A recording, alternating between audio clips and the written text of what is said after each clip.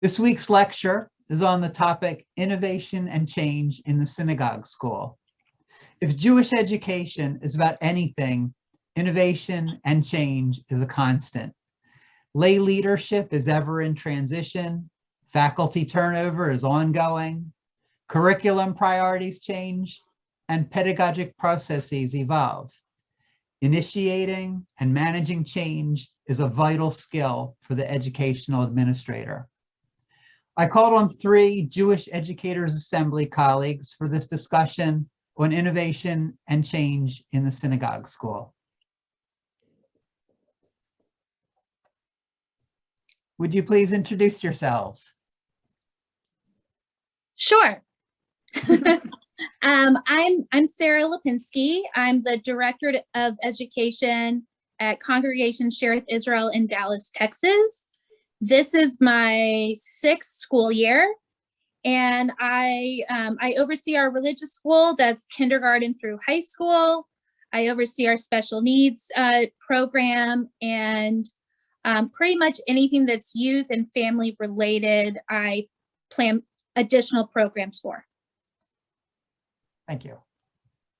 I am Rabbi Noga Marshall. I'm the Educational Director at Congregation Bethel in Voorhees, New Jersey. It's literally across the street from Cherry Hill, New Jersey. I've been in this position for 6 years. I was Educational Director for 10 years at Har Zion Temple prior. And then prior to that, in Penn Valley, and prior to that, I was pulpit / educational director at Temple Manuel in Palm Beach for 4 years. Currently, as the educational director, I run our religious school program, which is pre-K through 6th grade. I run our Hebrew high school program. It's called Kesher, and it is combined with the synagogue down the street. It's a brand new program. I'm very excited about it. So maybe I'll get to talk about that later.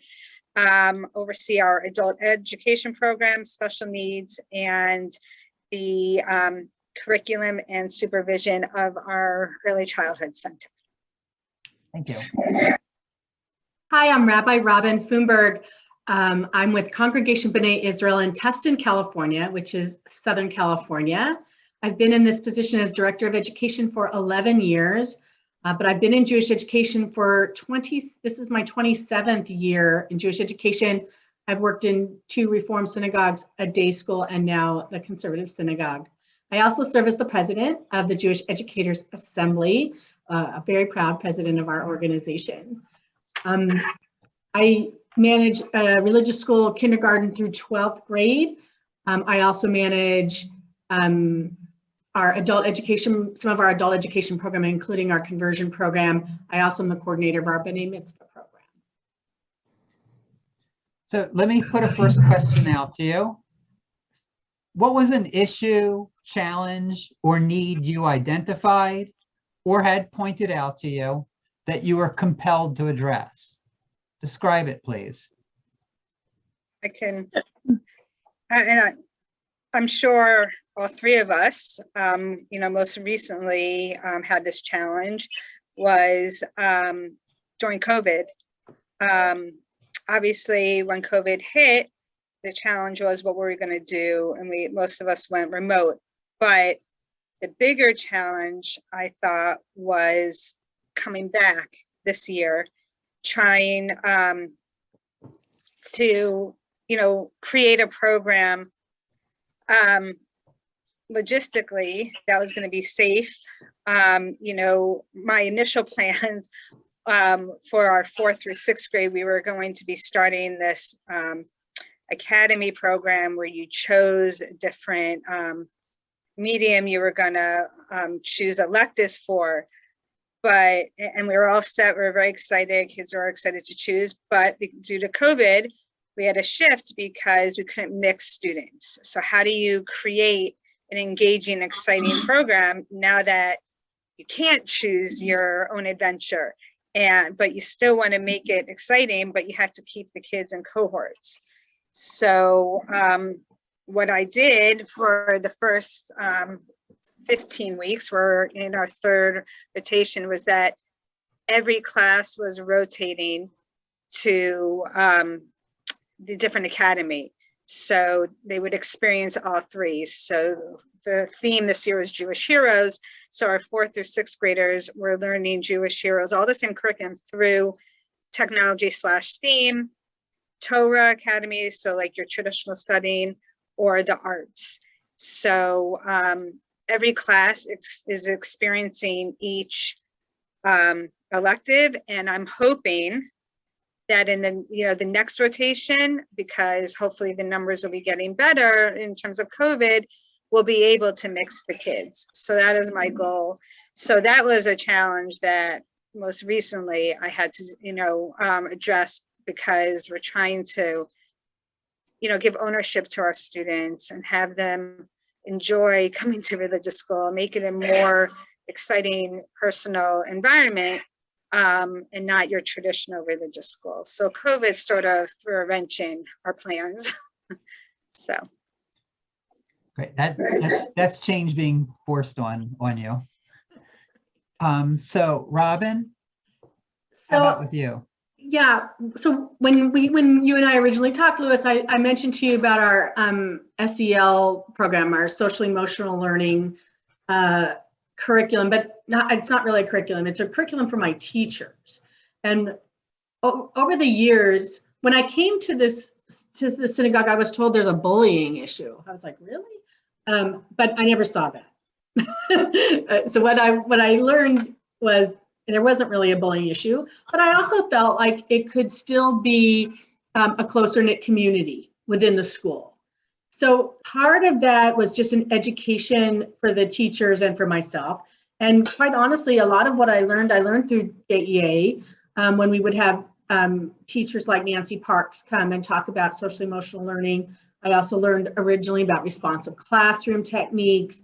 And so I made it a point to educate my teachers in those techniques and give them readings and give them examples of how to use it. And I would model it for them in our faculty meetings. And it took time to make it kind of habitual for them, the idea of having like a morning meeting or a check-in. Now everybody does that like it's like a given, but it wasn't necessarily happening before. I also trained them to use different language. Our classrooms are holy, sacred spaces and safe spaces.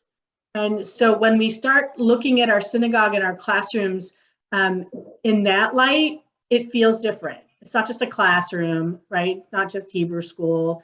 These are the kids' safe spaces. These are where they come, where they know that there's going to be no judgment, no criticism, no bullying for sure, which is so not an issue in our school. And that we were going to all make sure that everybody was safe, right? So now what I see happening in my school is not only do the kids feel safe, but they help each other feel safe, and they remember that this is a sacred, holy place. And we talk about also the term classroom community. Each classroom is its own community, and the school as a whole is a community. So just using that kind of language on a regular basis with the teachers, with the students, and with the parents has kind of provided a shift. And now, especially in light of COVID, I think our children actually feel it. They really feel it, even on Zoom. And Rabbi Noga, I've had to shift again. We just went online again because of the surge. But I was so pleased that they all were there. All the kids logged on, even though I had a few people saying, the kids are so Zoom weary, and I get it. But you know what? They were all there because they want to be with their community. They want to see their friends and their teachers. It just created a whole different kind of atmosphere in the school, which works for Zoom situations. And then of course, when they came back, we were in person on the 1st of this year. The joy of everybody coming back to their safe, sacred, holy space was palpable. And I should say we do this in the high school too. The high school is a safe place. Even more, the term safe for the high schoolers is even more important. But I think it really changed the whole atmosphere and feeling in our school with all of the people involved. Thank you, Robin. I think you hit on a couple of key factors in this process of change. One is bringing in an expert, so that even elevates the concept that you're trying to bring forward. That this is where it comes from. Right. You've changed the language, and we all understand, because we use multiple languages in Jewish education, and in community, just to express ourselves. We'll Right. grab Yiddish terms, we'll grab Hebrew terms. Yes. So changing language changes atmosphere, changes the way people address what's going on. You create a consciousness that way. So, and part of it looks like the challenge that was put in your lap was, in a way, in confronting bullies, which you didn't see, but it's creating safe space. So, Right. which is where you would, speak a little bit more to that. So, while I certainly didn't witness or see any bullying my first couple of years at CBI, I didn't always sense cohesiveness in the classrooms. Maybe instead of bullying, I would say there was some clickiness happening. So it was really subtle, though, in most cases, but still, I didn't get a sense of the kids really loving to come to school, that they liked their teachers fine, they liked their classmates, but it wasn't joyful. And I wanted it to be joyful. I wanted them to feel like this is where I want to be on a Sunday morning. And it took time, right? It took a lot of time to develop these techniques, and it took years. And also, I needed to have the right teachers in place. There were some teachers who just, not always, teachers don't always, want to, change the way they're doing things if they've done it a certain way a certain amount of times. And I think all directors face that with certain teachers. I'm really fortunate now that faculty that I've had now, 5 years, 6 years now, they are just so on board, and they're so in love with their students and their work, that to make it more joyful for them is like almost a natural thing. I would also add that not only did we bring in experts, but I brought back information that I learned at JEA, but I do have a local educators group and we put on an annual one-day conference for our teachers at the beginning of the year for the whole county. And I had influence in that group to bring in experts on SEL and responsive classrooms. So my teachers got it in different forms, in different ways.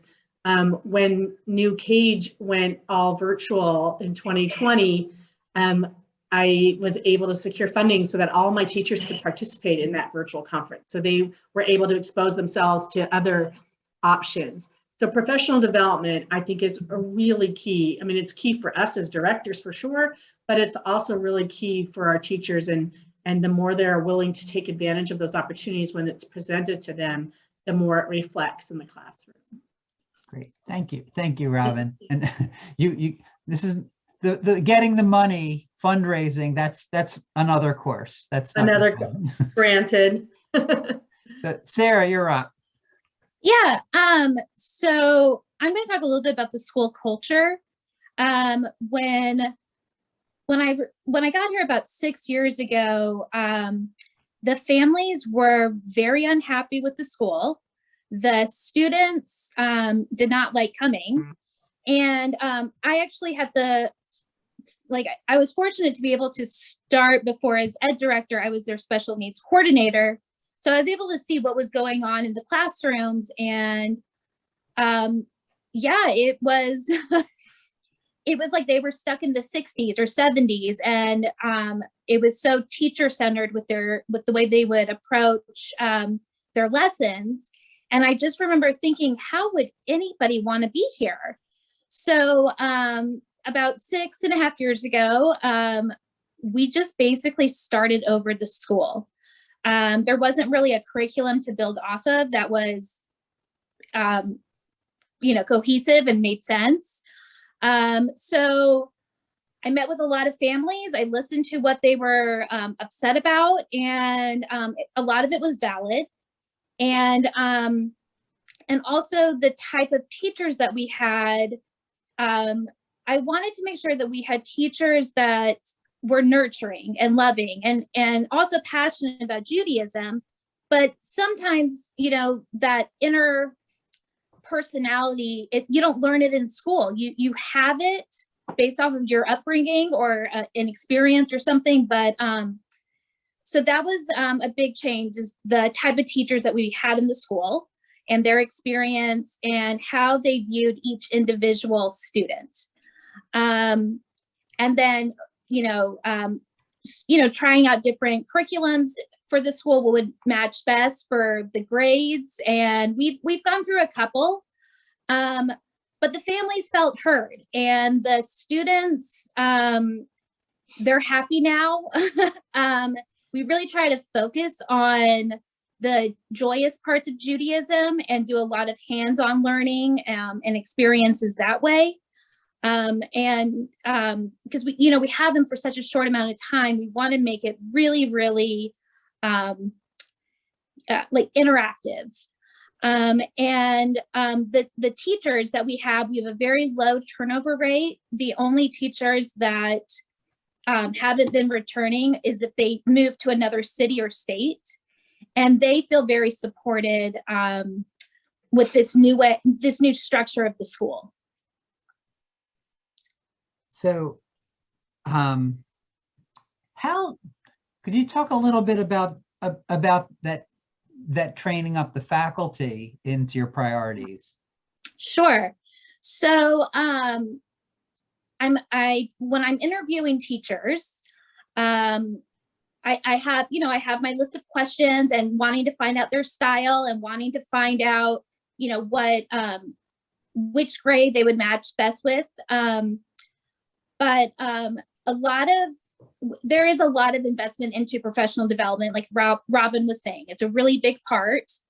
And I would say probably the biggest area that we focus on and try to build and train them on is the lesson preparation. And so I have like a lesson template that they fill out and they send it to me in advance before the upcoming week, and I provide feedback. And my whole thing is that if you can't articulate what you want the students to learn and how you're going to assess their learning, it's probably not going to happen. So for them to be able to have that opportunity to kind of draw it all out and write it all out, it's been working really well. We do pay them for preparation time. It's not a ton of money, but it's basically an extra hour per day they work, which is $20. It's different than what we pay them for being with the students. It's one way I can hold them accountable. And also, if we have to have a sub, I can rely that they're going to provide the lesson and I don't have to write it myself. But this is an ongoing area that needs to always be tweaked, especially with our new teachers. So, Noga, something I'd like to follow up with you on is that in that change that was inflicted on us because of COVID, when your students came back, they then and they liked the school before, and then they're coming back and it's new conditions and things that they looked forward to had to get pushed away. So how did you deal with that, and how did the students and the teachers respond to new rules? So one of the things that we were doing when we're in person now, but when we were on Zoom, I myself, sometimes a teacher, but we would try and provide some different types of materials that the students and the parents could do together. And some of it was just for the students, and also communicating the purpose of why we might be sending something home. It wasn't every week that we were doing that. But for example, we want, I mean, the biggest thing was like, how do we maintain engagement during COVID and being on Zoom and still embracing community, because that's such a big part of synagogue life. And so, you know, it took a lot of creativity to figure out what would be something that the parents feel like they're contributing to, like in an activity, and that there was like meaning and purpose to it for also for the student. So for example, we used to call it consecration. We now call it third grade Siddur party because it's more kid friendly. So we used to, like, they would make their own like spice jar at the synagogue, or their own Havdalah candle. But because they were on Zoom, we actually, so last year I found this really cool thing. Actually, it didn't exist, but it inspired me to think of something. So we made scented soap in mason jars for the spices, which was something like parents had to help with because you had to use the microwave. But like the kids could be super involved and included instruction. So what I'm trying to say is that we tried to maintain connection by bringing school life to home life. And when they came back to school, to still have those hands-on experiences. Like at Tu B'Shvat this year, we did, we took recycled paper and made new paper.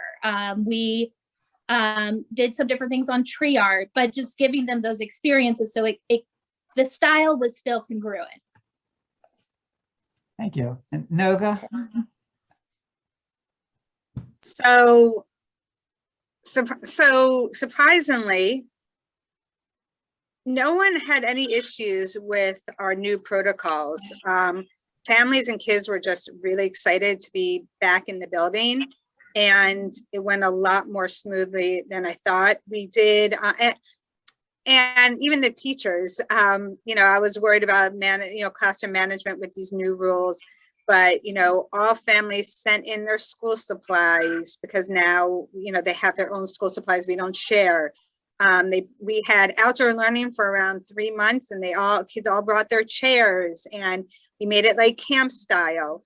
You know, they understood that snacks were eaten outside, but we were still able to maintain, you know, our regular education. We were still able to do our hands-on projects, our family biyachad programs, where, you know, each grade level does, you know, whether kindergarten makes a Shabbat box, Bet makes Havdalah kits. And yeah, it surprisingly went a lot smoother than I thought. I was very nervous, you know, keeping them 3 feet apart. You know, it's scary because you're responsible for, you know, if a case happens, you feel, and you have to, like, you know, call the DOH and have to send out that email. You know, I get that hit in my stomach because as the educator, you're responsible for that. And the last thing I want is a COVID outbreak. But, you know, school is pretty much, you know, normal. They're used to the masks. You know, we reconfigure music. So we're, instead of our music room, we're in the sanctuary, you know, and the kids are like 3 feet apart. So we're still able to have our, you know, school-wide tefillot, our rock and roll shacharit, our, you know, family programs. But, you know, with a few minor changes. And the kids have been, you know, I feel like I'm not worried about kids running around the building anymore, you know, because they're so used to these new protocols in their regular school as well. It's just like ingrained in them. So I feel like there's more order now and more dedication because parents, you know, some families did well with Zoom, others couldn't stand it and couldn't wait to get back into the building. So I think they're just thrilled to be back. So Robin, would you speak to the idea of presenting a vision to your faculty and staff and the response that you got at first and then over time? Yeah, I feel so blessed with the faculty that I have. And when I brought them information or books about, we started with responsive classroom, they were all just really open to it because they want their classrooms to be joyful and safe. So they were really on board. I didn't have to convince them.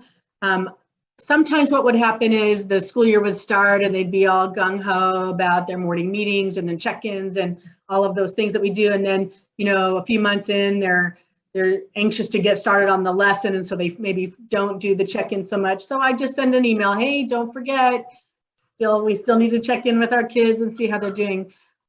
During COVID, it was a no-brainer. They all were checking in with their kids because the kids were having so many varied experiences and feelings about that. And so we wanted to demonstrate to the kids that we're there for them. We're there for them, even if it's Zoom.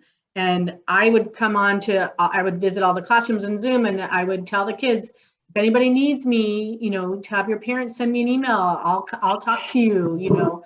So I made sure that I was accessible to them and available. Now when I pop in on Zoom, everyone's like, hi, Robin, how are you? You know, it's really cool. There were times when I'd say to the teachers, you really need to attend this event. You know, they get paid for attending professional development. And we actually had a grant in our county that paid them for some stuff. We still have that. And some teachers are like, I don't need the money. I don't know if I want to spend my time doing that. But I would tell, it is mandatory that they spend a certain amount of time on professional development. Do they all do it? No, most of them do. Some of our specialists, maybe not. I'm not a micromanager, and I just know that if I can tell if they're going because I see the change. And those who don't go as much, I prompt them more. I know who they are, so I just prompt them. And then if I need to pull them aside and say, hey, I really want you to consider doing this piece in your classroom, you know, then they'll do it with no problem. So it's a multi-level, you know, nuanced area having to do with the group as a whole, the faculty as a whole, and certain individuals that you need to prompt a little bit more.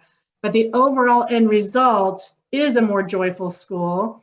I have a new kindergartner join us this year, and apparently Sundays are now his favorite days ever. And if he has to miss a Sunday school, he cries and cries, and it's like heartbreaking sweet. And another boy said, I can't wait to come back on Tuesday, you know. And my husband overheard him, and my husband says, what do you guys do in this school? I've never seen such happy religious school students. So it really does feel like that. It's lovely to greet them at the door. Oh, and that's another thing that I started doing. I mean, I kind of always did it. I learned it from Ron Wolfson years and years ago, that we should always greet our students at the door.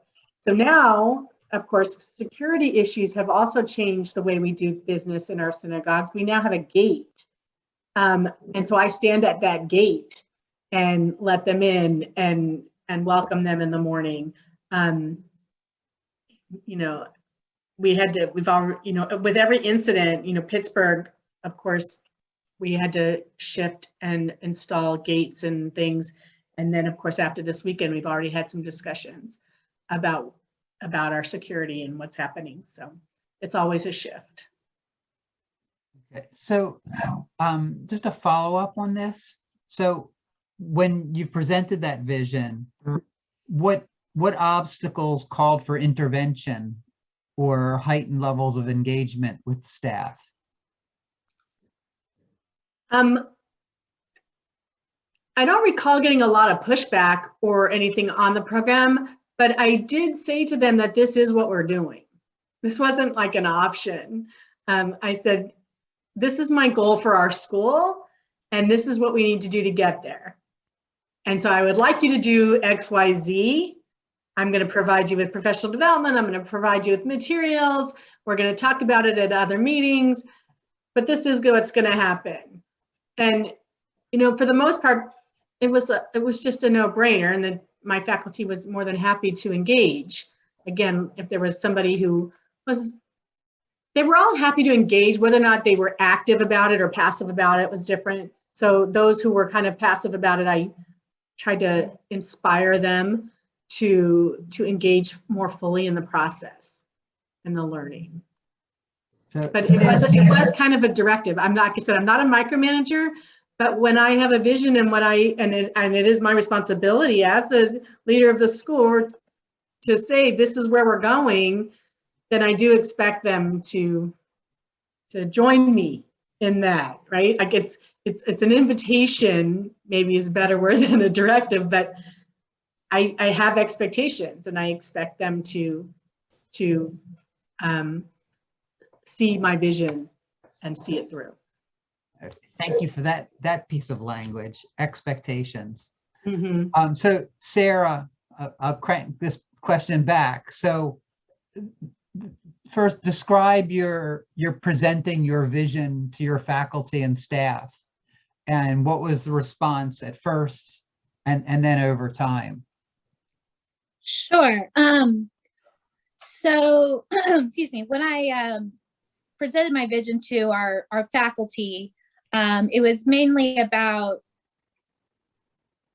having, like, when you're preparing for class, like having activities that followed the lesson, that different things with classroom management and like behavioral stuff. And I really, I didn't really have any pushback from the staff, from the faculty. They could see the changes pretty quickly. But as far as like this, the board here, they the big thing was budget. And they really felt like if the numbers go down, budget goes down.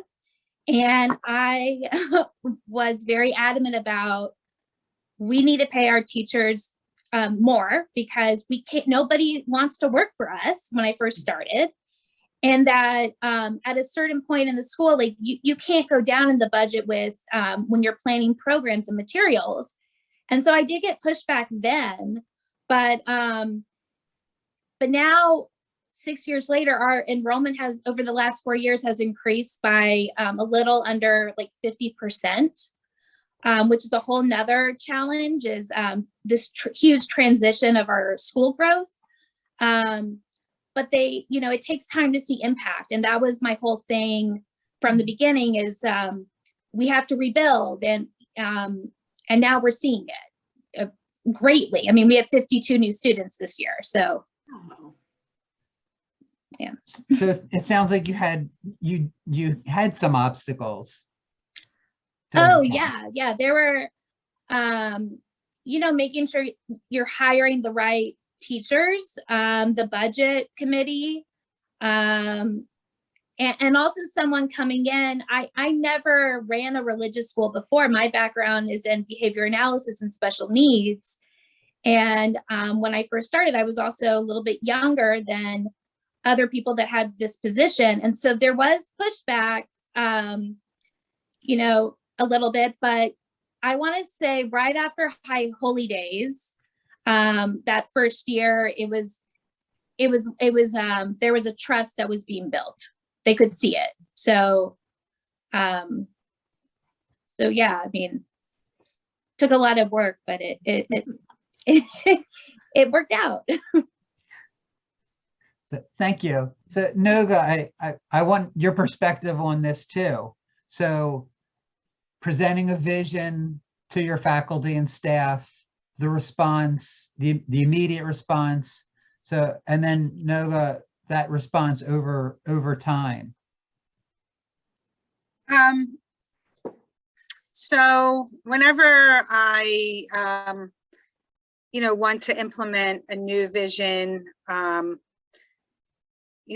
amongst the teachers, I do it fairly. I do it probably the end of the year at our staff meeting, and then I'll introduce something, and then I meet with each teacher individually to go over what they're expected to do and to answer questions.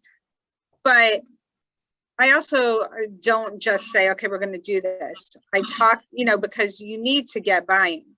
So I'll first talk to my lay people, you know, my school chairs, to get their opinion, because they're parents. You know, what do you think? What do you think the parents would think, the kids would think?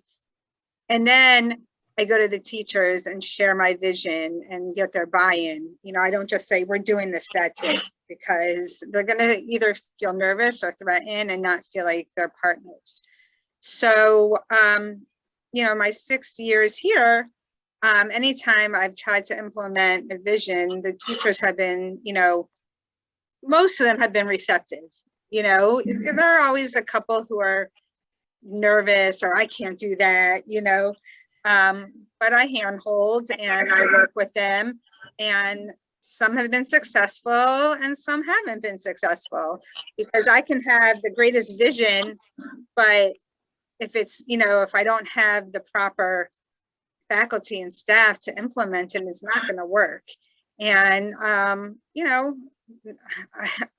I, you know, you try, and if it doesn't work, you try another thing, you know, but you don't just, you know, I don't just implement something and hope it works. You know, you have to you know, observe and meet with the teachers and see how it's going. How can we improve it?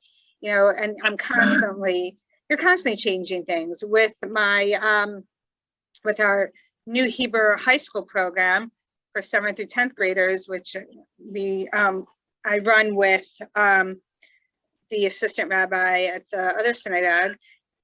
We have been changing things, you know, throughout the year, because every couple of weeks we'll evaluate after an evening. We'll be like, okay, you know what, we need to change this. We need to fix this. This is what the kids are going to like better.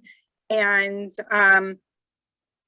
you know, and I think the faculty appreciates it, because, you know, they know we care, and, you know, change. You know, in order to have a successful program, you have to evaluate, and you have to continue, you know, changing things and editing, and in order to make it successful. So, yeah, I don't know if that answers the question about my visioning. Well, what are some obstacles that meant that you had to intervene or get a little bit extra engaged? Trying to think. So, you know, if a teacher is not, you know, teaching the class, doesn't have the personality for this class, or, you know, the kids aren't really engaged. Like I just had that recently for one of my academies. So I hope they're not watching this.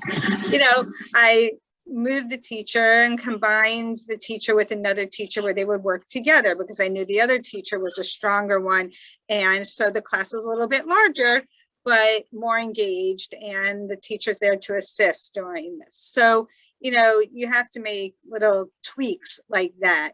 For our Hebrew high school, we realized, for example, our elective period, it was too long.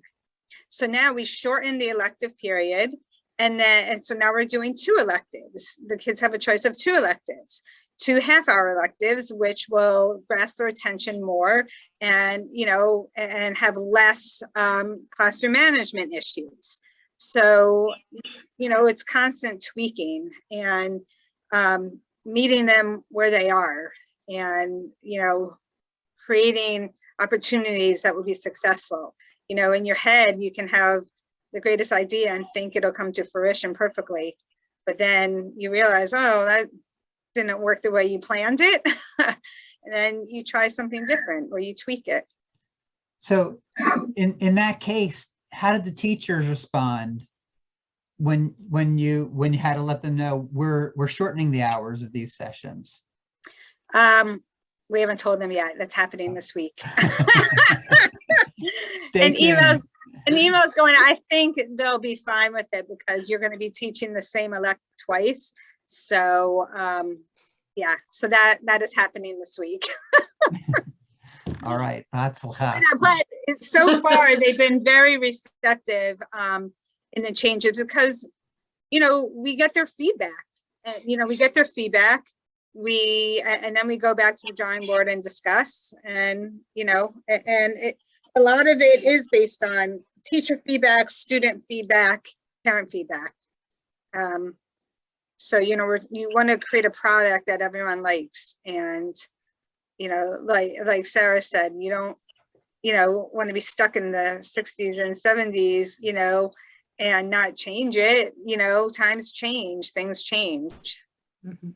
So you're maybe somebody else said it, but I think you're bringing in a whole other dimension here of the getting feedback. Mm.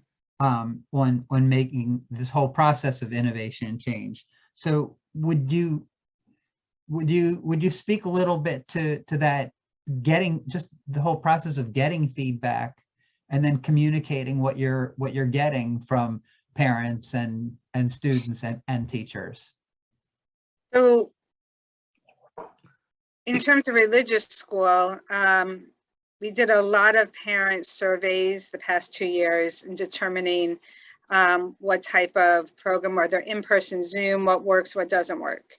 And families, I believe, from what I've seen, really appreciate that type of feedback, that asking them for feedback, because it shows that we care and value their opinions.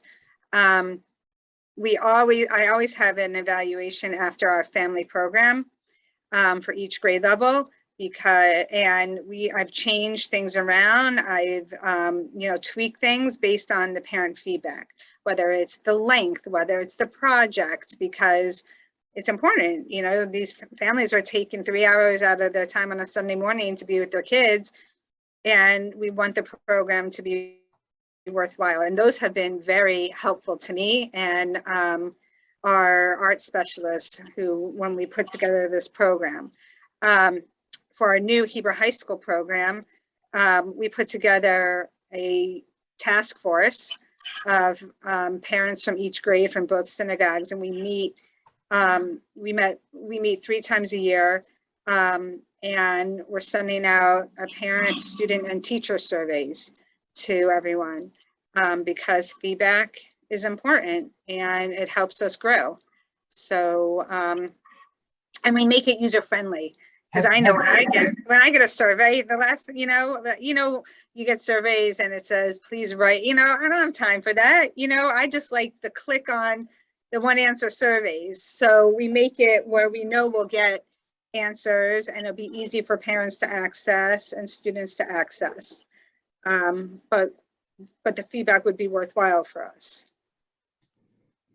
So let me ask, I think this will be the last question. I'd like you to talk about successes, failures, and the state of satisfaction in regard to initiating change, and from this perspective of working with teachers. So Robin, I'll start with you. It's again, think of where there have been successes, because we like that in teacher supervision. The easy, here's the vision and there's success, and with the failure, the teacher who is unable or isn't to your satisfaction, fulfilling that vision, and maybe what's that in between, that comfort zone. Right. Yeah, I mean, the success is clear in my school in terms of the atmosphere in the classrooms, the feeling of the students and the parents. The teachers, for the most part, have stepped up and made it a much more sacred, holy community. I think one of the areas that I've had some struggle with is our Hebrew High. I haven't talked about that specifically. It's a little tricky, but it's been through many iterations over the years. So funny, that's my biggest success right now. Yeah. It used to be the worst, but yeah. I mean, this year I'm having an okay year. We've had some changes, but just how the program is going to run. And, when I came to the school, we had twice as many students as we have now. So that impacted the way we ran the high school program. We were able to offer more electives. I had more teachers in the program. As our enrollment in the Hebrew High program went down, I had less teachers. We tried to mess around with the scheduling. Like, instead of every Wednesday, we did what we're doing now is like these mini semesters. So they come for 18 sessions, like a 6-week session, and they get a break, and then a 6-week session. We mix up the topics, or we have one continuous theme. I've done all different kinds of things with Hebrew High. And I had one teacher who was just too frontal and too lectury, and no matter what I tried to say, it just didn't always get through. And they would try to engage differently, but then would always resort to what their comfort zone. And at some point you have to say, this isn't working. You try and you give all the best advice, and at some point you say, you know what, we need to go a whole different direction. Like, sometimes you just say, I think the kids are looking for something else. And believe me, I was getting plenty of feedback from the kids. High school students don't hold back. I mean, they would come right out and tell me, we need to do something different. So I do listen to the kids and the parents, because the parents, I had parents, quite frankly, saying to me, I'm not sure we're going to continue with Hebrew High. You have to address that when it's put that way. You have to, because there's always those parents who are thinking it, not saying it, right? Those are the ones you worry about. So that teacher is no longer teaching with us, and I have a new teacher in the high school who's one of my 6th, 7th grade teachers, who turned out to be a superstar in teaching history. And the 7th grade students loved her so much, they started saying, we wish she could be our Hebrew High teacher next year. So I approached her, I said, how do you feel about extending your history lessons? Because the kids love them. And she was thrilled. And now I have history being taught in our high school. Like, last night they were talking about the Suez Crisis and the 6-Day War, and they were so engaged on Zoom, no less.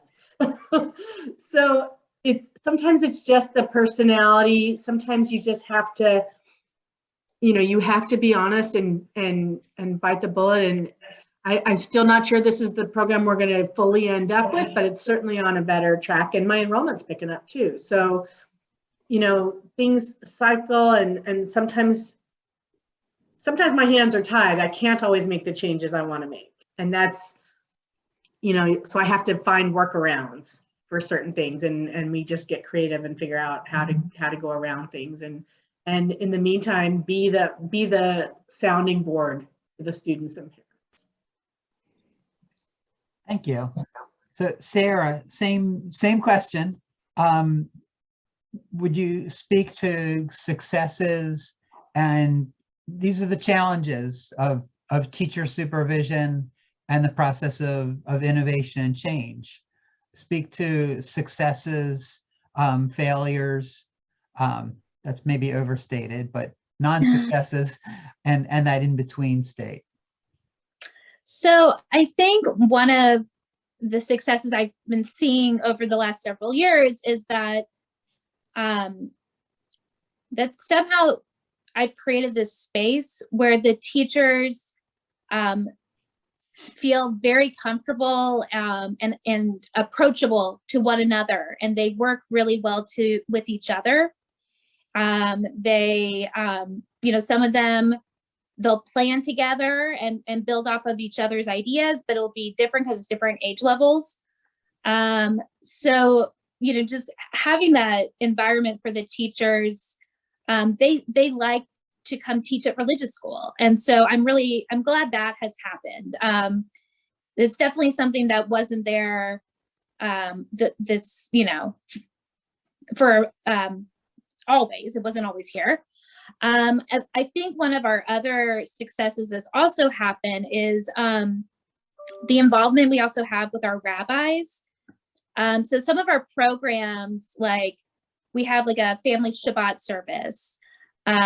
We started this like several years ago, maybe like 5 years ago, and had maybe like 12 families come. And now when we do it, and even during COVID and having to sit outside and whatever else, we had at our last one, it was over 120 people. Wow. So I think, you know, listening to the families, also the teachers, and implementing what they're looking for in a way that's like, you know, holy and sacred, it's working. And it's really, it's nice to see. The other thing is we also do like some family programs, and we make sure that, like I was saying earlier, that when the parents are there with the students, they know there's a reason why they're there, and they're getting it meaning out of it, and same with the students. So everything is really thought out on different ends to make sure that we're, you know, matching the needs of our audience, basically. Thank you, Sarah. And so Noga, you're up. Same question. Same question, please. So can you just repeat the question, because I'm a little unclear of the, okay. So yeah, I'm looking for you to describe success in implementing innovation, really from the perspective of teacher supervision. So the success and the total failure, the non-success, and that comfort zone in between. So I'll tell you in terms of this, what I struggle with, I'll tell you, you know, one of my struggles for supervision, and it's not about implementation, is finding a way to evaluate veteran teachers, you know, finding ways, because you know, you can fill out a form you know how they teach, you've seen how they teach, and they're good, you know, the ones I have, I keep the good ones. So it's finding ways, you know, and to, you know, evaluate these teachers and to encourage them to try new things. You know, I use the JA a lot. You know, the last conference before COVID, Julie, Schwartzfeld, you know, did a whole thing on supervision, you know, and I used some of her strategies, and I still talk to her, like, you know, running ideas. So that's a struggle I have, because, you know, how do you evaluate someone who has been there for a long time, who does a good job? So, you know, I'm trying to come up with different strategies, and but in terms of successes for implementation, you know, most of the time I have success. Other times, you know, there are times where I've had teachers push back and say, you know, and it doesn't work. And you know, some of those teachers, you decide if they're worth keeping and, you know, working with them and training them. Are they going to be receptive to that? Or maybe it's time to part ways. So, yeah, I don't know if that answers the question. But that's great. So I'm going to wrap this up, and I was just in a workshop earlier today, and they asked us to give a word that describes what the topic was. And so I'm not going to ask you that. What I'm really resourcing for myself, unless you want to add a word, is that you've really, right now in this discussion, you've used the language of teacher supervision and innovation and change. Things like trust, that word came up many times. Vision, obviously, because that's what I'm bringing up. Training came up a few times. feedback, surveys in that guise, expectations. These are, and other processes along the way, like bringing in trainers, for example, that came up a few times as well. And the biggest of all with this, is buy-in. And that's what you're all working toward from the start, and then proceeding from there. So I want to thank you all. This is, I wish I was sending my kids to your schools. They'd be traveling a lot, but I wish we know. could all visit each other's schools. I guess I we know. can through Zoom. So thank you so much. If anyone has any supervision ideas, please let me know, or evaluations, I mean. So, Absolutely. Thank you, Louis, for this thank you, opportunity. Louis. Thank Thank you. you. Good to see everybody too. Bye-bye.